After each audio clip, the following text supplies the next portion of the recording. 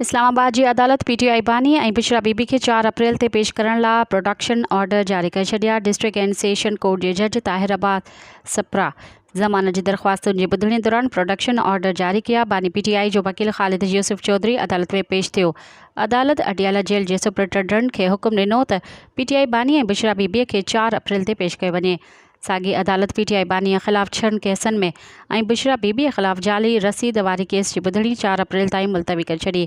अदालती हुकुम बावजूद पीटीआई बानी जी वीडियो लिंक ज़रिए हाज़िरी न लॻाई वई।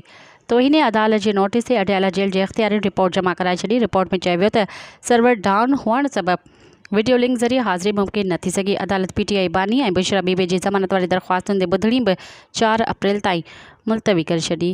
मज़ीद ख़बरनि ऐं तफ़सीलात लाइ विज़िट कयो असांजी वेबसाइट www.awamiNewsHD.com ऐं ॾिसंदा रहो अवामी न्यूज़ HD।